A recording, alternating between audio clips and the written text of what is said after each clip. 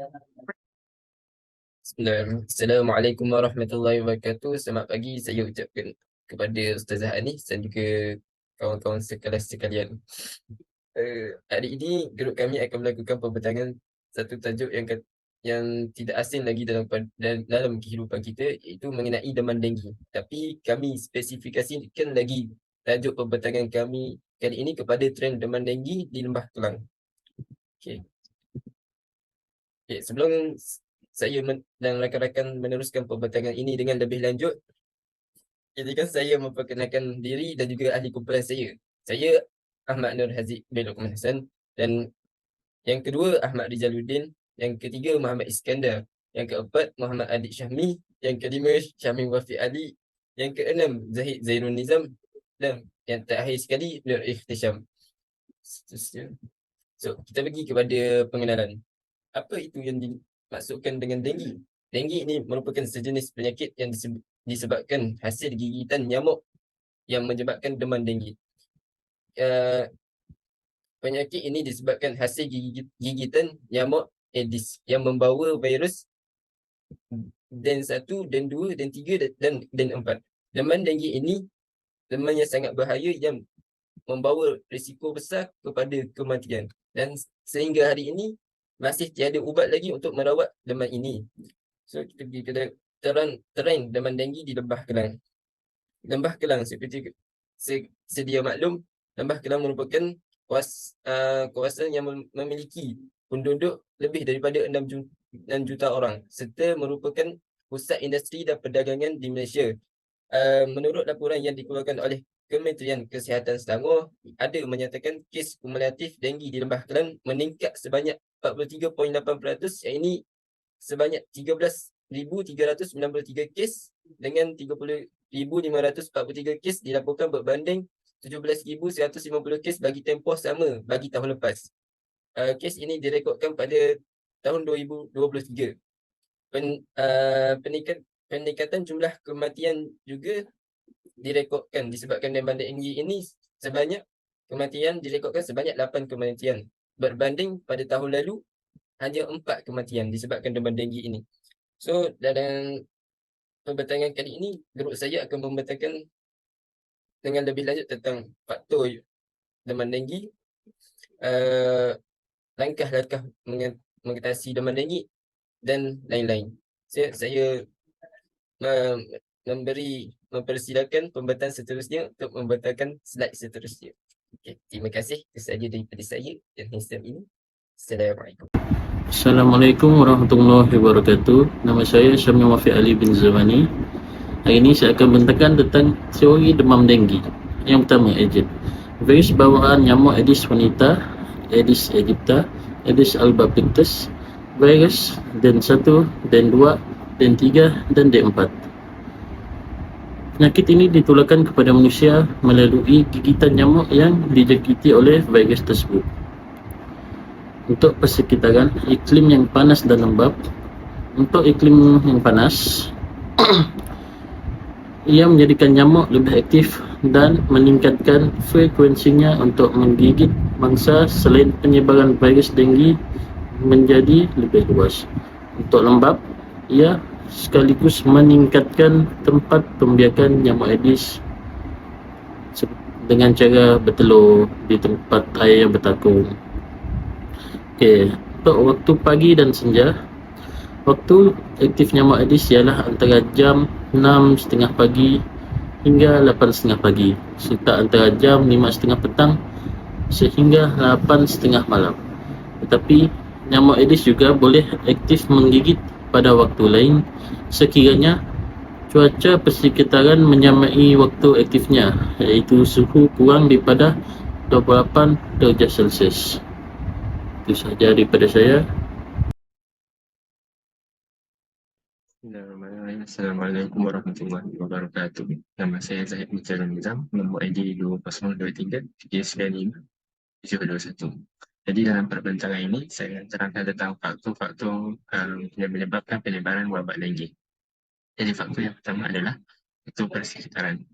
Seperti yang kita tahu, nyamuk Aedes boleh berdatang dan menjangkiti tempat-tempat yang kebersihannya diabaikan.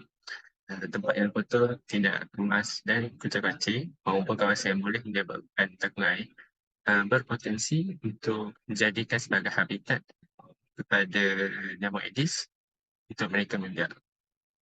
Jadi yang kedua adalah faktor iklim. Penularan denggi dipengaruhi oleh beberapa faktor seperti corak hujan dan juga suhu. Oleh kerana nyamuk Aedes ini sangat sensitif terhadap persekitarannya, variasi dalam pembendakan dan juga suhu yang akan memberi kesan pada populasinya. Ketua Unit Entomologi di Institut Penyelidikan Perubatan Malaysia, Dr. Lee Han Lim, pernah berkata bahawa hujan yang tidak lebat ataupun hujan yang sekejap-sekejap mampu meningkatkan kadar tempat pembiakannya dan juga suhu yang lebih panas mampu mempercepatkan tarikh hidup nyamuk Aedes. Kemudian yang terakhir adalah yang ketiga, iaitu faktor pertumbuhan pembandaran. Pertumbuhan pembandaran yang tidak terancang yang kerap berlaku contohnya di Lembah Kelang mampu atau sering membawa kepada urusan sisa yang lemah, infrastruktur yang tidak mencukupi dan juga keadaan hidup yang sempit. Risiko penularan denggi ini meningkat dengan ketara oleh kerana peningkatan kepadatan penduduk di kawasan metropolitan. Oleh kerana kepadatan populasi ini yang lebih tinggi, persekitaran bandar menawarkan virus denggi dalam jumlah yang lebih luas. Itu sahaja daripada saya. Saya serahkan kepada pembentang seterusnya. Bismillahirrahmanirrahim. Assalamualaikum warahmatullahi taala wabarakatuh. Nama saya ialah Muhammad Iskandar bin Abdul Malik dan nombor pelajar saya ialah 2023-369-701. InsyaAllah saya akan sambung pembentangan kumpulan saya yang mana di bawah tajuk faktor-faktor penyebaran nyamuk ataupun wabak denggi. Terdapat 3 faktor utama yang mana saya boleh tekankan. Yang pertama ialah faktor persekitaran, iaitu persekitaran yang kotor dan juga tidak kemas dan kucar-kacir akan menjadi tempat penyebaran wabak denggi, dan kawasan ini juga boleh menyebabkan sebagai tempat menjadi takungan air yang mana akan menyebabkan denggi berleluasa. Yang kedua ialah faktor iklim, yang mana suhu lebih panas merupakan faktor perkembangannya nyamuk Aedes, iaitu denggi, dan juga pertumbuhan pembandaran yang tidak terancang akan menjadikan suatu kawasan itu tumpuan nyamuk denggi. Yang seterusnya pula ialah kesan-kesan pengabaian terhadap persekitaran sekeliling dan juga simptom denggi. Seperti mana yang kalau kita tahu, sampah ataupun bahan-bahan terlarang, iaitu seperti bahan toksik ataupun bahan buangan daripada perkilangan yang tidak terkawal dan juga tidak diambil berat oleh setiap masyarakat ataupun individu, secara tak langsung dapat menyebabkan geografi di sekeliling kita mengalami kerosakan dari segi imej ataupun pencemaran, yang mana ini juga boleh mengakibatkan kepada 2 pencemaran yang utamanya, iaitu pencemaran udara dan juga air. Sikap segelintir masyarakat yang tidak bertanggungjawab ini dapat mengakibatkan kesan yang buruk, terutamanya pada jangka masa yang panjang, dan juga kepada faktor kepada persekitaran yang mana ianya mengakibatkan sesuatu yang tidak baik akan terjadi pada masa yang akan datang. Dan seterusnya adalah kesan ataupun simptom denggi, yang mana yang paling ketara bila seseorang itu mengalami denggi adalah demam, yang mana demam ini merupakan demam yang berbeza daripada demam yang biasa, yang mana mereka akan mengalami demam yang terlalu panas dan juga tiba-tiba, dan juga terdapat sakit di bahagian kepala dan juga di belakang mata. Dan seterusnya adalah simptom yang mana paling akan dialami oleh setiap orang yang mempunyai denggi, ialah sakit sendi dan otot yang teruk, dan ianya juga boleh dipanggil sebagai demam tulang putus, yang mana ianya boleh melemahkan tubuh badan kita dan juga ianya boleh berlarutan sehingga berhari. Assalamualaikum warahmatullahi wabarakatuh. Nama saya Muhammad Adib Syahmil bin Muhammad Zulkifli. Hari ini saya akan bentangkan cadangan bagi pencegahan pembiakan nyamuk Aedes ataupun trend denggi di Lembah Kelang. Ia terbahagi kepada 2, iaitu KRT Perumahan dan juga Kementerian Kesihatan Malaysia KKM. Bagi cadangan kepada KRT Perumahan, antara cadangannya adalah dengan kerap kali melakukan gotong royong bersama kejiranan bagi membersihkan kawasan yang berpotensi untuk pembiakan denggi, seperti tempat-tempat takungan air ataupun sisa-sisa buangan yang dibuang merata-rata. Seterusnya adalah adakan kawalan nyamuk, pembiakan nyamuk. dengan memberikan galakan kepada penduduk untuk menggunakan alat perlindungan diri seperti krim kelambu ataupun krim anti nyamuk, ataupun juga menggunakan alat pembunuh nyamuk elektrik. Seterusnya adalah cadangan kepada Kementerian Kesihatan Malaysia. Yang pertama adalah dengan mengadakan program pendidikan kesihatan Malaysia bagi mengenal pasti tempat-tempat pembiakan nyamuk yang berpotensi tinggi dan juga untuk meningkatkan kesedaran dalam kalangan masyarakat. Seterusnya adalah pemantauan kepada kawasan yang berisiko tinggi bagi mengumpulkan data dan juga mencari solusi kepada sesuatu masalah pembiakan denggi tersebut. Seterusnya adalah dengan membangunkan teknologi dalam pencegahan denggi tersebut, iaitu dengan menerokai penggunaan teknologi dan mengaplikasikannya dalam mencegah penyakit denggi di Lembah Kelang ini, seperti mana yang dilakukan oleh negara jiran kita, iaitu mewujudkan nyamuk aman bagi mengawal populasi nyamuk yang berada di Singapura, dan terbukti berkesan nyamuk yang diwujudkan itu mampu untuk mengurangkan kadar pembiakan nyamuk di sana dan mengurangkan kadar penyakit denggi di Singapura. Assalamualaikum warahmatullahi wabarakatuh. Nama saya Nur Ikhtisar bin Taufik, nombor ID 2023525457, dan hari ini saya akan membentangkan mengenai peranan kerajaan dalam menangani wabak denggi, iaitu KKM lah. Baiklah, yang pertama adalah pencegahan dan pemantauan vektor. Pencegahan dan pemantauan vektor selalunya yang selalu digunakan adalah dengan aktiviti fogging. KKM boleh melaksanakan aktiviti fogging untuk membunuh nyamuk Aedes dewasa dan mengawal populasi nyamuk daripada membiak dengan lebih banyak dan boleh mengancam nyawa penduduk-penduduk. Baiklah, yang kedua, mendidik masyarakat tentang bahayanya denggi. Kerajaan boleh mengadakan kempen gotong royong, mengadakan kempen seperti galeri untuk mendidik masyarakat yang terutamanya di Lembah Kelang lah, untuk supaya mereka tahu mengenai bahayanya nyamuk denggi dan mereka tahu bahawa nyamuk denggi boleh membunuh. Baiklah, yang ketiga adalah penyelidikan dengan lebih mendalam mengenai wabak denggi.